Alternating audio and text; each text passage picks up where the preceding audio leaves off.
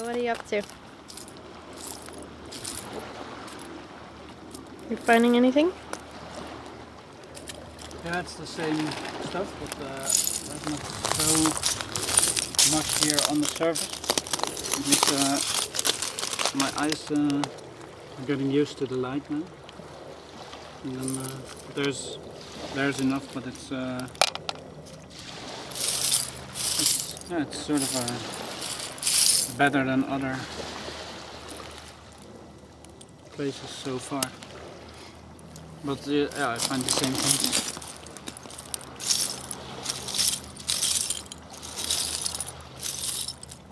So what do you find? Q-tips, as we speak.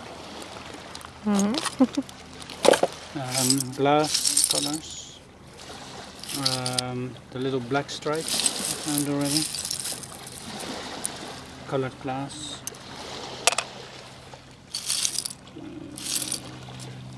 Cigarette ends.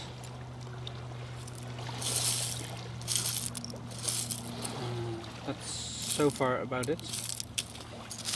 Well, this polystyrene, it's quite a lot. And I read this week that it's that never what's the word again? Composes. Decomposes. You Decomposes. mean? Yeah. That's quite worrying, I think. These are the black stripes. I don't know if you can see it. Put it here. I'd like to know what those are. Yeah. You find those everywhere. Yeah, on every beach, just like Q-tip. So it's quite possible that it's also something that goes in the toilet, but my contact person from Wano Afloopetaten didn't recognize it. And she knew quite a lot about the other things. Right. For instance, that Q-tips are a big problem.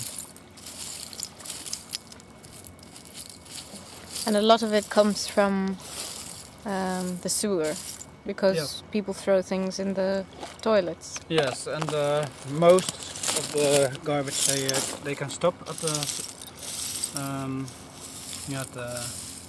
one of an afloopetaten, but when there's a lot of rain, then the whole system is just too full. So then it goes into the fjord directly.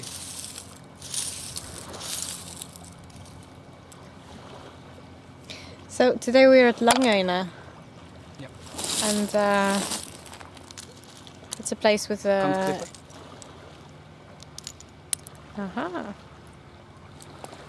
Yeah, Langøyene is a place with a remarkable rubbish history. Yes.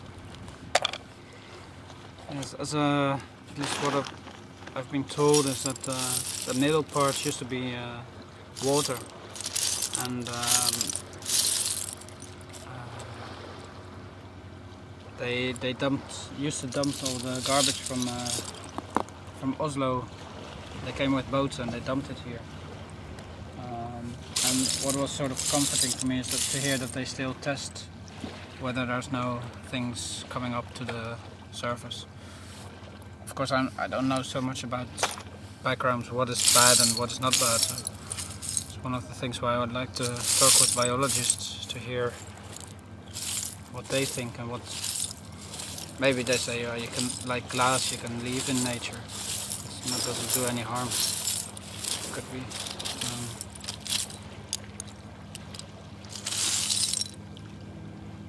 I would say that plastic at least has to be taken out. And, because I'm busy, I can take out glass too. So.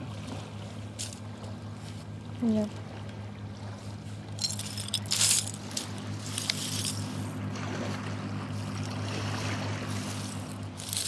So you're enjoying this? Thoroughly. What do you enjoy about it? First of all, being outside, and like now it's sunny, it's lovely, and being here with you also. So that's already important. And I don't know, I just like the idea of doing something both with art and doing something that is useful. Corks I find on Oh yeah. it's quite nice because it has, I don't know if you can get that, quite beautiful details, but Celtic.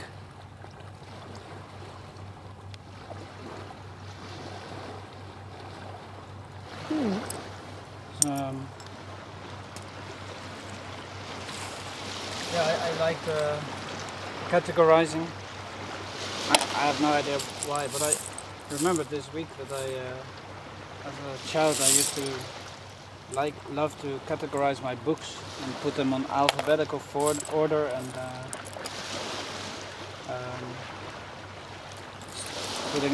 and every time that had to be different, because when I was finished, and I would think, oh, it would be better if it would be on alphabetical order of the writers instead of the books. So that would change every time. So this is something you've liked doing your whole life then? I guess the categorizing element of it is true. And also, yeah, the idea that you take a piece of glass. Well, one reason why you should take it out is for children that play here, or nudists as they play.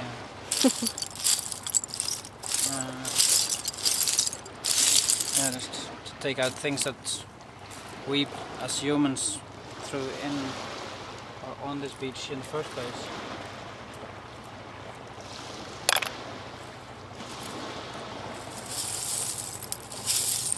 And you want to show people that you can make something with these things. You can transform them and use them. Yes. Yeah. Well, in the first place, I can't stand the idea that this is on the beach, and that we are able to do something about it. And so yeah. So that's my first almost primal thing. But then secondary, it's also to show what we have. And this is a beautiful stick, but it has melted plastic on it, and it's beautiful in its own way.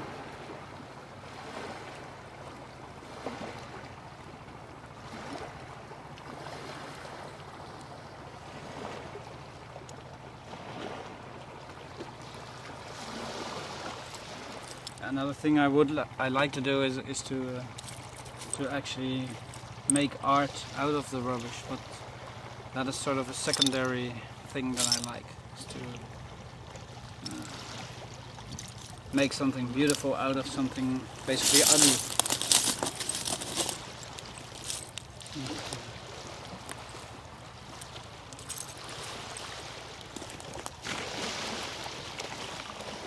Chewing gum I throw away.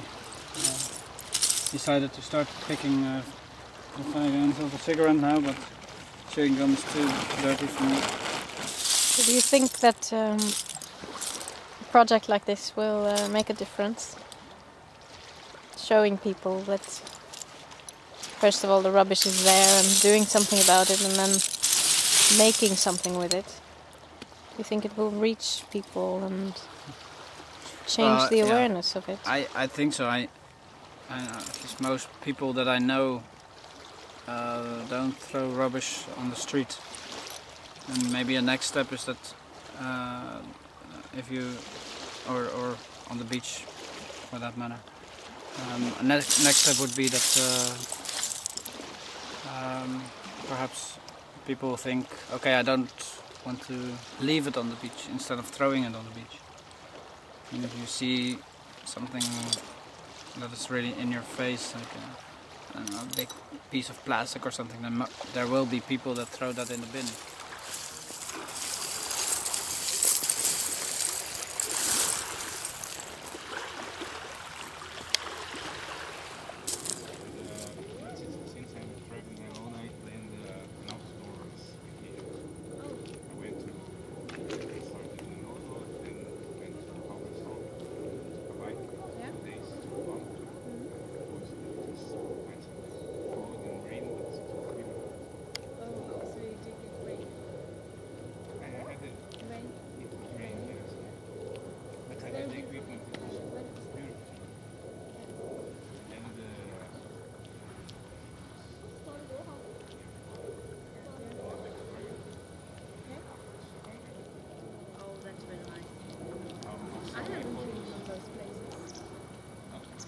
I live in Norway and I haven't seen it. But they're not going to Sweden or Norway. Why Norway? I went to the